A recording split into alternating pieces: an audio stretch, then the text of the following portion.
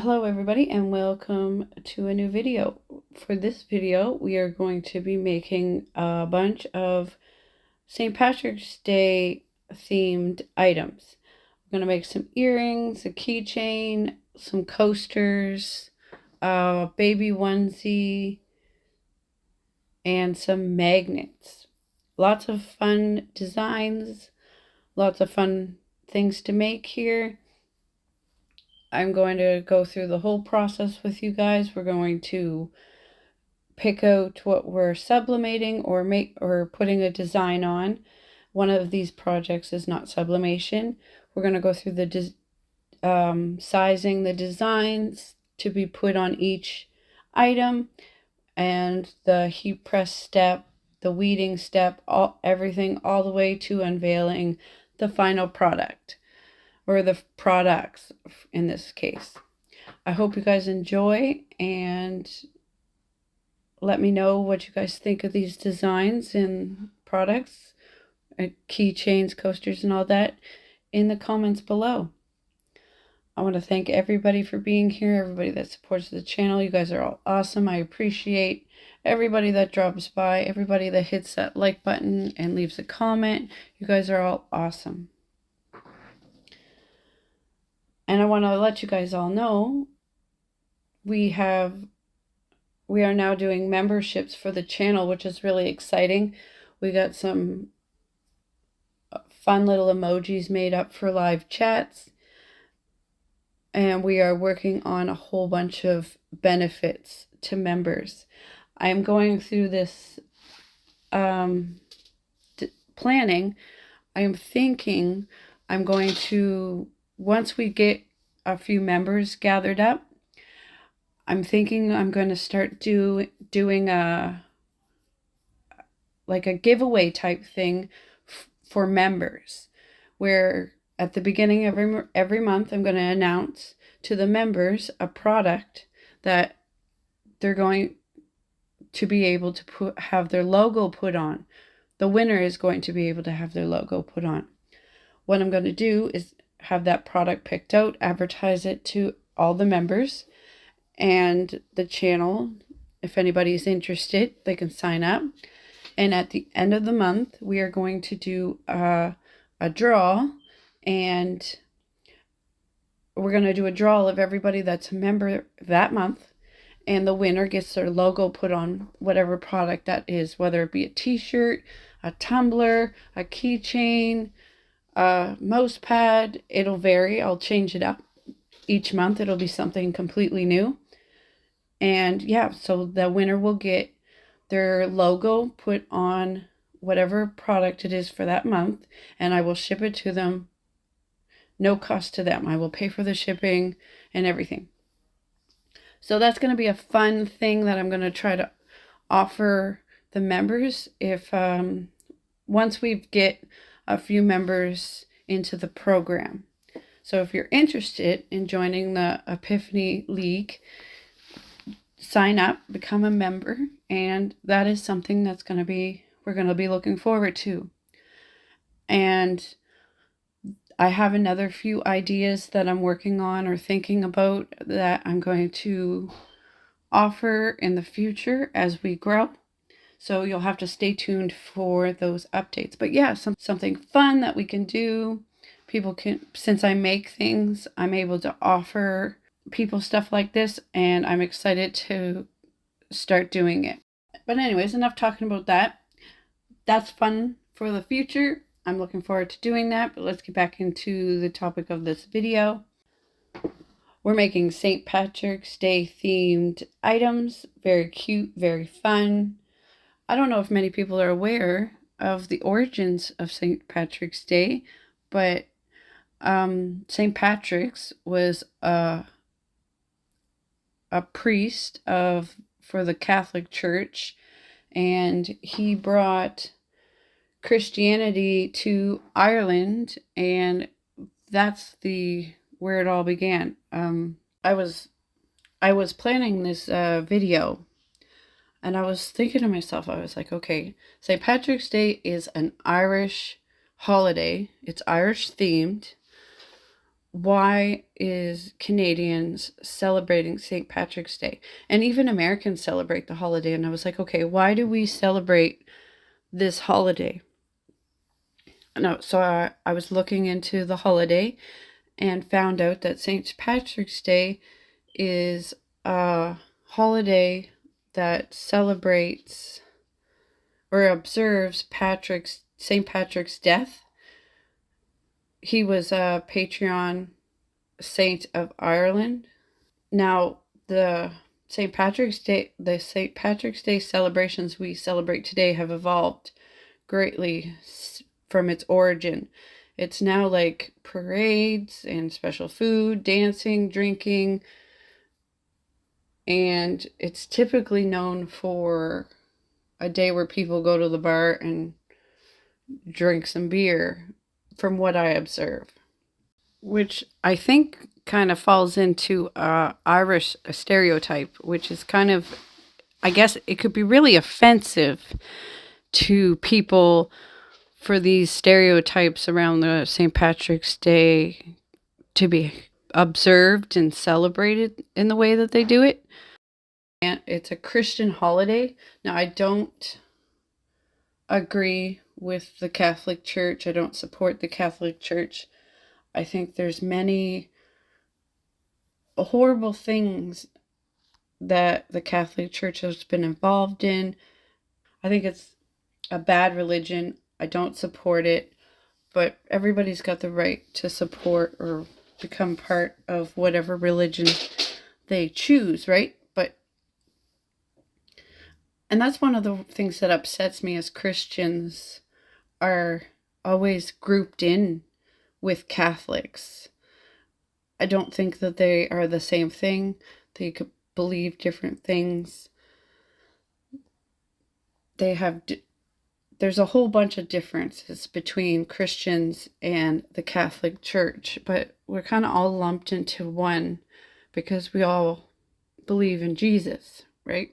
But there's different variations of Christianity, I guess you would call it. Catholics, the Catholic religion, or the Catholic sector of Christianity, has been one that has gone out and pushed its religion on many different places around the world. And Ireland was one of those places that they went out and pushed the religion onto the people. So St. Patrick's Day is a Christian holiday. It started with the St. Patrick's, who was a Catholic. So a little bit of history of St. Patrick's is he was British. He's from Britain. He wasn't from Ireland. He had wealthy parents. He was believed to die on March 17th, about 460 AD. His father was a deacon.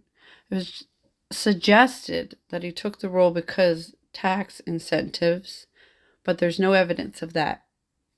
He came from a very religious family. At age 16, Patrick was taken prisoner by a group of Irish raiders who were attacking his family's estate. They transported him to Ireland, where he spent 6 years in captivity. There is some dispute over this captivity, or if it took place. It is said during his time in captivity, he worked as a shepherd outdoors, away from the people. He was lonely and afraid, so he turned to religion, became a devoted Christian, and he began dreaming of converting the Irish people to Christianity. After more than 6 years as a prisoner, he escaped, according to what is written. He believed God spoke to him in a dream, telling him to leave Ireland. So Patrick walked nearly 200 miles, according to what is written, where it is believed that he was held at the Irish coast. After escaping to Britain, Patrick reported that he experienced a second revelation, an angel in a dream telling him to return to Ireland as a missionary. Soon after, Patrick began religious training, a course of study that lasted more than 15 years. After his ordination as a priest, Catholic, this is where he studied to be a Catholic priest, he was sent to Ireland with a dual mission: to minister to Christians already living in Ireland and to begin to convert the Irish.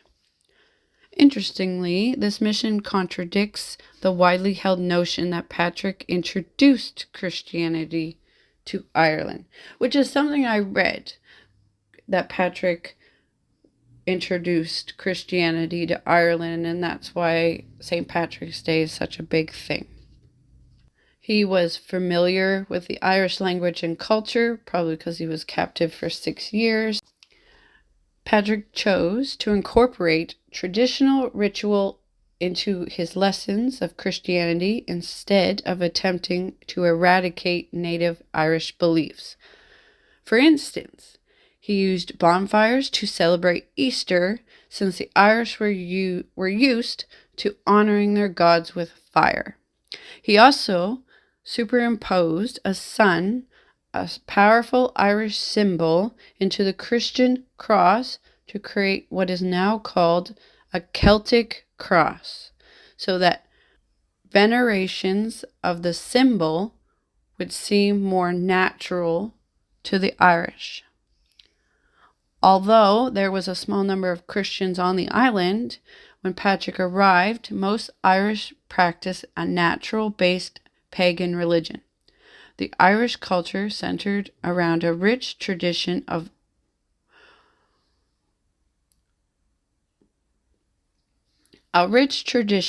oral legend and myth. When this is considered, it is no surprise that the story of Patrick's life became exaggerated over the centuries. Spinning exciting tales to remember history has always been part of the Irish way of life. So what they're saying there is many things and many tales about St. Patrick's are exaggerated and spun wildly out of control, I guess to make him seem more honorable than maybe it was. Maybe that is why it was turned into a holiday and we still celebrate it today. He may be known as the patron saint of Ireland, but Patrick was never actually canonized by the Catholic Church. Oh, wow. This is simply due to the era he lived in. During the first millennium, there was no formal canonization process in the Catholic Church. After becoming a priest and helping to spread Christianity throughout Ireland, Patrick was likely proclaimed a saint by popular acclaim. So what I could find here is, after 40 years of living in poverty, teaching, traveling, and working tirelessly, Patrick died on March 17th, 461, in Saul, where he had built his first church. Now, I got a few facts here that I'm going to go over for St. Patrick's Day. So why do we wear green on St. Patrick's Day? They say leprechauns are actually one reason you're supposed to wear green on St. Patrick's Day, or risk getting pinched. The tradition is tied to folklore that says wearing green makes you invisible to leprechauns, which like to pinch anyone they can see. Catholics are known to wear green on the holiday, and many Protestants wear orange to represent the colors of the flag. We all know green is associated with St. Patrick's Day. We want to appear invincible to leprechauns that will pinch us if they see us. 5 facts about St. Patrick's Day. We went over this a little earlier. The real St. Patrick's was born in Britain.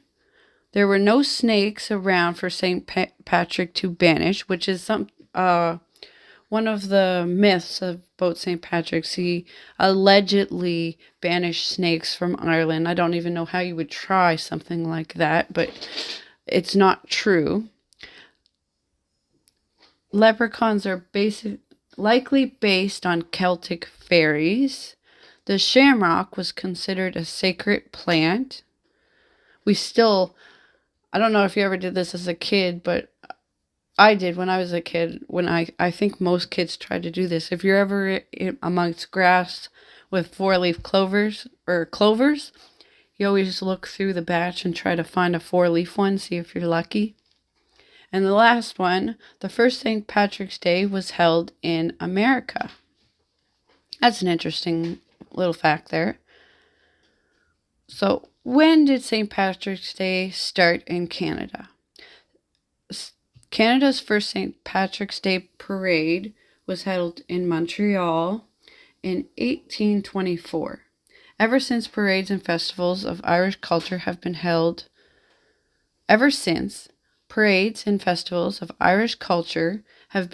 annually on the 17th of March in cities across Canada. Typically, celebrations included dressing in green, displaying Irish symbols such as the shamrock, and drinking green beer. This is interesting. The celebration has been known to cause controversy. St. Patrick's Day parades were banned in Toronto in 1878, like almost 54 years after the first parade. After previous parades sparked violence between Catholics and Protestants. Toronto did not hold a parade again until 1988. Wow, that was a year before I was born. It says, more recently, St. Patrick's Day has been criticized by perpetuating Irish stereotypes, encouraging excessive drinking, and disregarding the culture and religious significance of St. Patrick's. Well, there's some interesting information about St. Patrick and the holiday. Let me know what you guys thought about this in the comments below. And if you know something that I haven't gone over, why don't you let me know down in the comments? I would love to read your comments and learn more about this holiday. Oh, look. It says, legend states that they used the shamrock, a 3-leafed clover, to explain the concept of the Holy Trinity, the Father, Son, Holy Ghost. Interesting. I'm going to leave the articles that went over some of the information that I talked about in this video in the comments below, so you guys can go check them out. You can read them for yourselves. You can read more information that's listed there. I didn't read everything in these articles. I'm going to play some music, finish up the rest of this video so you guys can see the rest of the process of making these St. Patrick's Day items. I hope you guys enjoy, and I will be chatting with you guys in the comment section of this premiere.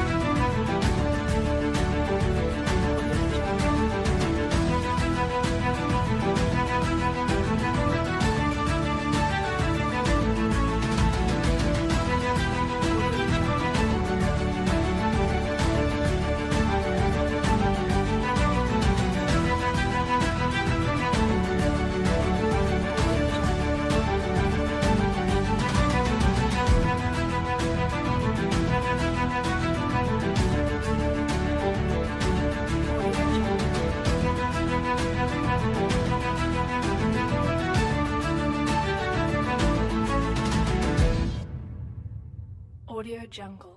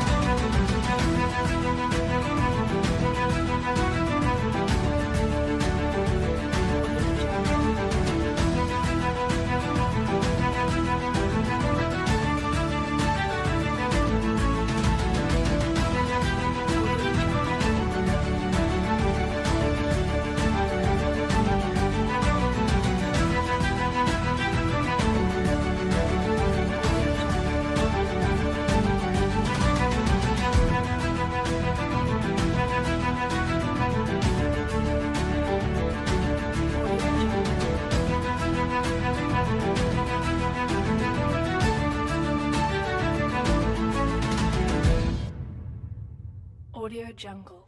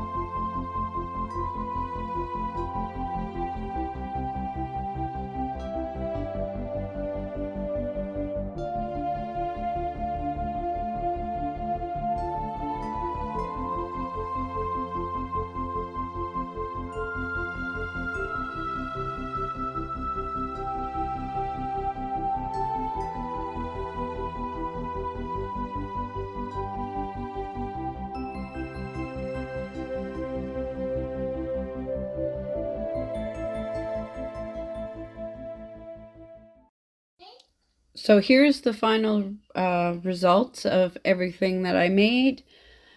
The earrings came out adorable. The magnets are very nice. The coaster set, I just love the coaster set, and the cute keychain and the baby onesie that I made. I want you guys to let me know what you guys think of these designs and these items in the comment below. I hope you guys enjoyed the video. If you did, give me a thumbs up. If you're new to the channel, hit that subscribe button. And like I went over before, we now offer memberships. If you are interested in joining that, there's lots of cute, fun features. I'm working on planning a monthly giveaway for members. That'll be coming once we gather up a few members. So if you're interested in that, hit that join button or that subscribe button. I hope you guys enjoyed, and I will see you guys in the next video. Have an awesome day.